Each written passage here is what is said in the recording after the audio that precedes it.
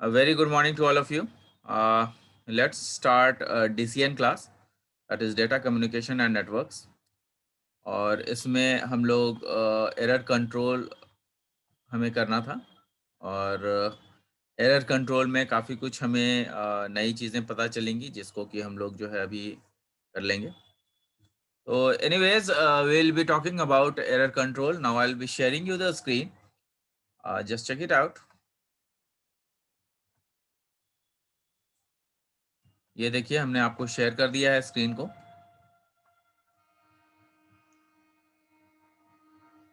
And this is error control. अब error control में होता क्या है, जैसा कि नाम सजेस्ट कर रहा है कि एरर कंट्रोल है, तो एरर कंट्रोल का मतलब ही होता है कि जो एरर्स हैं उससे कंट्रोल करना है. तो एरर्स किस तरीके से आ सकते हैं? एरर्स का मतलब आपका कोई भी एरर हो सकता है. Either it is due to some noise or either it is due to some of the problems where the data is not able to reach to its destination. Data जो है कहीं अगर नहीं पहुंच पा रहा है तो उसके लिए जो है हम लोग इस एरर कंट्रोल का प्रयोग करते हैं. तो एरर कंट्रोल में होता क्या क्या है, चलिए इसको हम लोग देखते हैं कि क्या क्या है. While sending frames, a problem occurs. जब भी हम फ्रेम्स को भेजते हैं तो प्रॉब्लम अकर होता है. और ये प्रॉब्लम क्या है? ये प्रॉब्लम अकर होता है कि जो आपका फ्रेम्स है, while sending frames, a problem occurs. How to deal with the frames to make sure that all the frames are eventually delivered. तो कहने का मतलब ये है कि जो आपका एरर्स है, एरर कंट्रोल है, उसमें क्या होता है कि जब भी हम लोग फ्रेम्स भेजते हैं तो जब फ्रेम्स भेज रहे होते हैं तो उसमें प्रॉब्लम आता है. और वो प्रॉब्लम ये है कि फ्रेम के साथ किस तरीके से जो है हम लोग श्योर हो जाएं कि जितना भी फ्रेम भेजा जा रहा है वो सब नेटवर्क लेयर को जा रहा है और वो डेस्टिनेशन पे प्रॉपर ऑर्डर में पहुंच रहा है. तो मेन जो हमारा काम होता है वो क्या होता है कि हमारा नेटवर्क लेयर सही से काम करे. तो इसीलिए इस चीज को मैंने लिखा है, while sending frames a problem occurs, how to deal with the frames to make sure that all the frames are eventually delivered to the network layer, है ना? How the frames are eventually delivered to the network layer at the destination in proper order.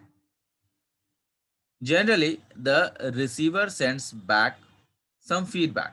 Generally क्या होता है कि जो receiver होता है वो कुछ फीडबैक देता है ना?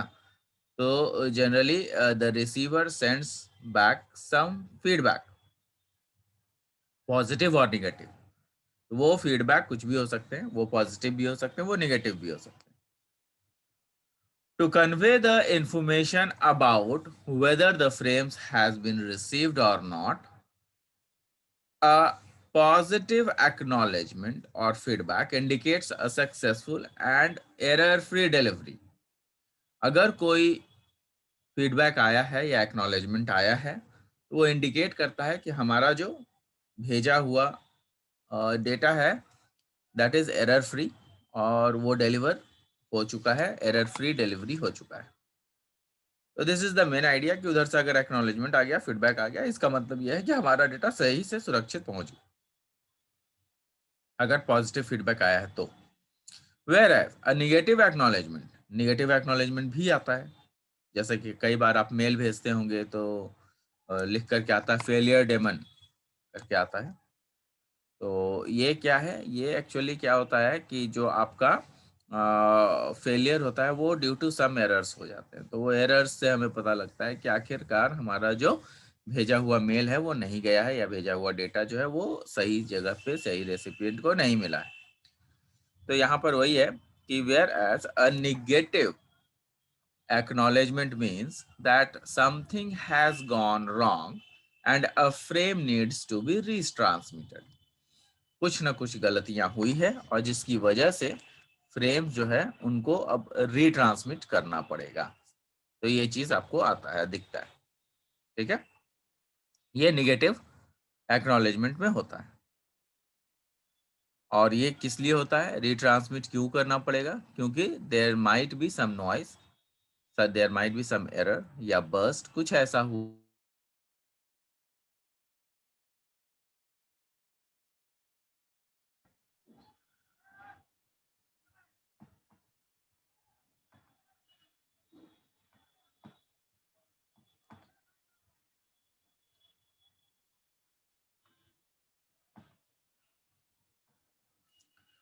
ये चीज़ आपको दिख रही होगी कि यहाँ पर जो मैंने आपको दिया है, लिखवाया है, इसको थोड़ा-सा आप लोग ध्यान में रखेंगे कि किस तरीके से जो है फ्रेम जो है वो जब भी जाता है तो there might be some problem which can occur. So, whereas a negative acknowledgement means that something has gone wrong and a frame needs to be retransmitted due to presence of noise, burst, a frame may vanish completely. तो पूरा का पूरा frame जो है वो खत्म हो सकता है. Therefore, the receiver does not receive anything and it does not react at all. तो इस समय क्या होता है कि जो रिसीवर है उसके पास मैसेज मिला ही नहीं, तो वो रिएक्ट कैसे करेगा? मतलब एक्नॉलेजमेंट भी नहीं आएगा उसको। जब रिसीव ही नहीं हुआ तो एक्नॉलेजमेंट तो वो भेजेगा ही नहीं। हाँ, अगर डेटा रिसीव होता तो एक्नॉलेजमेंट भेजता, या फिर डेटा रिसीव होता और कुछ गलत रिसीव होता तो एक्नॉलेजमेंट आता। लेकिन जब डेटा वहां गया ही नहीं डेस्टिनेशन को, तो एक्नॉलेजमेंट आएगा भी नहीं। तो this is a problem which can be overcome by introducing a timer in DLL. तो इसमें क्या करते हैं कि जो आपका डीएलएल होता है, डेटा लिंक लेयर होता है, उसमें जो है हम लोग एक टाइमर लगा देते हैं और उस टाइमर की वजह से जो है हमारे पास मैसेज आ जाता है कि भाई इतने टाइम के अंदर आपका डेटा अगर नहीं पहुंचा है तो वो आपको एक इंडिकेशन दे देगा कि टाइम ज़्यादा हो चुका है और डेटा नहीं पहुंच पाया है। तो ये हम लोग क्या करते हैं कि एरर को कंट्रोल करने की कोशिश इससे कर सकते हैं। तो ये एक ऐसा प्रॉब्लम है जिसको कि हम लोग एरर कंट्रोल कर सकते हैं by getting some information on the basis of timer in DLL. Note, transmission error are usually corrected at DLL. Transmission error जो होता है वो जनरली कहाँ करेक्ट होता है? DLL के पास करेक्ट हो जाता है। तो DLL ऑफ, अब ये जो DLL है उसको में देखिएगा जो फंक्शन ऑफ टाइमर है, टाइमर का क्या फंक्शनैलिटी है वो यहाँ पे दिया गया है। As soon as sender transmits a frame, it also starts a DL timer. मतलब कि DLL टाइमर के पास जो है DLL टाइमर है, ये DLL है। It also starts DLL timer, मतलब कि एक जो टाइमर है वो शुरू कर दिया जाता है। The timer timing is set by taking the factors such as the required for the frame to reach the destination. मतलब ये टाइमर उस हिसाब से सेट किया जाता है कि कितना टाइम लगना चाहिए डेस्टिनेशन को पहुंचने में। मान लिया कि कुछ 5 नैनो सेकंड लगते हैं या 10 नैनो सेकंड लग सकते हैं, तो उस हिसाब से टाइमर को सेट किया जाता है कि भाई जब 10 नैनो सेकंड लगते हैं या 15 नैनो सेकंड लग सकते हैं, तो 10 के जगह अगर 11 लग रहा है तो इसका मतलब देयर इज अ डिले, मतलब वो आपका डेटा सही से नहीं पहुंच रहा है। The timer timing is set by taking the factors such as required for the frame to reach the destination. तो आपका जो डेस्टिनेशन के पास जब भी आपका फ्रेम जाता है तो वो डेस्टिनेशन के अनुसार सेट किया जाता है कि कितना डिस्टेंस है डेस्टिनेशन, और उसमें आपका कितनी मतलब कि कितने जगह से रास्ते हैं उसके लिए, और शॉर्टेस्ट 3 डिस्टेंसेस या शॉर्टेस्ट 4 डिस्टेंस जो है वो लिया जाता है, और उसके तहत देखा जाता है कि डेटा पहुंच पा रहा है या नहीं पहुंच पा रहा है। ठीक है। Destination processing time at destination and time required for acknowledgement to return back. तो इसमें 3 चीजें इस्तेमाल होती है। एक तो डेटा का डेस्टिनेशन तक पहुंचना, डेस्टिनेशन पर उस डेटा का प्रोसेसिंग हो जाना, मतलब रीडेबल फॉर्मेट में बन जाना, उसके बाद डेस्टिनेशन से एक्नॉलेजमेंट जो है वो रिटर्न बैक आना। तो ये तीनों चीज उसमें इंक्लूडेड होते हैं टाइमर में, और ये टाइमर डिसाइड होता है तीनों को लेकर, मतलब आपका तीनों चीज को लेकर के कि डेटा यहाँ से डेस्टिनेशन तक जाएगा उसमें कितना टाइम लगेगा, डेस्टिनेशन पे वो डेटा डिकोड होगा उसमें कितना टाइम लगेगा, जब डिकोड हो जाएगा उसके बाद एक्नॉलेजमेंट वहां से आएगा तो कितना टाइम लगेगा। तो ये तीनों टाइम को मिला करके ही टाइमर बनता है। Normally the frame is received correctly, generally जो है फ्रेम सही से पहुंचते हैं, कोई दिक्कत नहीं होती है।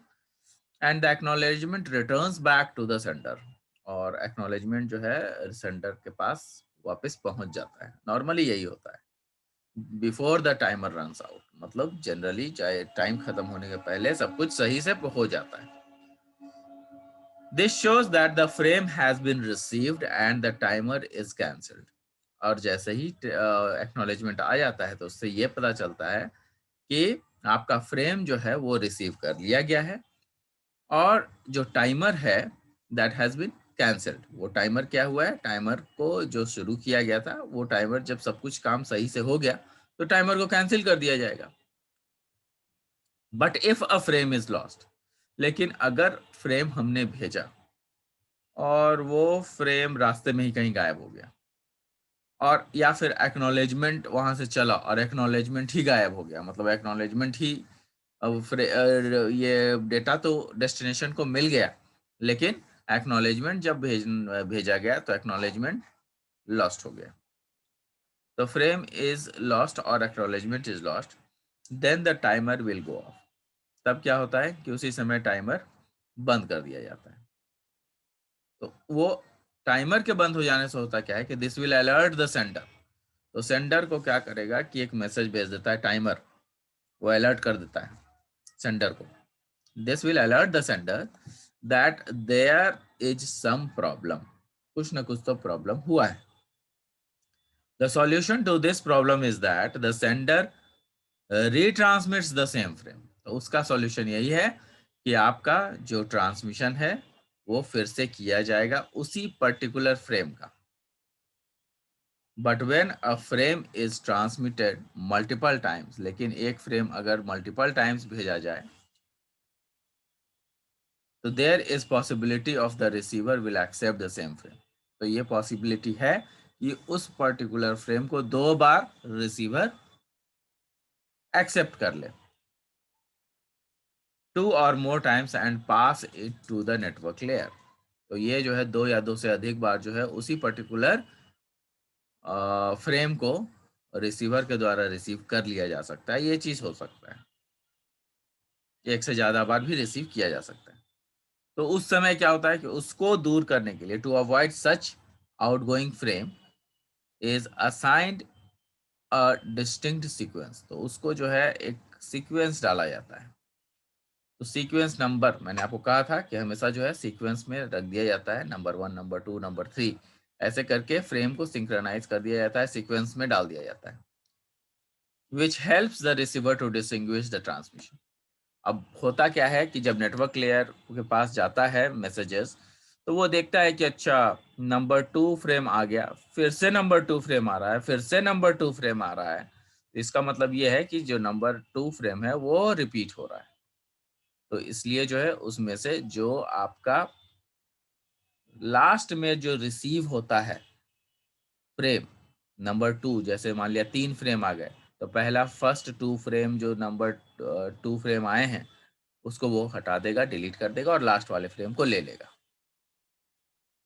तो दिस इज ऑल अबाउट आपका एरर कंट्रोल। एरर कंट्रोल कैसे किया जाता है तो वो मैंने आपको बताया, टाइमर लगा के किया जाता है। फंक्शन, टाइमर का फंक्शन क्या होता है वो भी मैंने बता दिया, एरर क्या क्या होते हैं वो भी बता दिया, और टाइमर किस तरीके से लगाया जाता है, कौन कौन से चीज़ों को ध्यान में रख करके टाइम लगाया जाता है वो भी मैंने आपको बता दिया। This is all about error control. Next is introduction to error detection and correction. ये एरर डिटेक्शन और करेक्शन की बातें हैं, ये हम लोग IWT में भी कर चुके हैं, है ना। Detection of error, sorry, introduction to error detection and correction. तो यहाँ पे इसको हम लोग कर लेते हैं। When transmission of digital signal takes place, ध्यान रखिएगा, when transmission of digital signal takes place between two system the signal gets contaminated.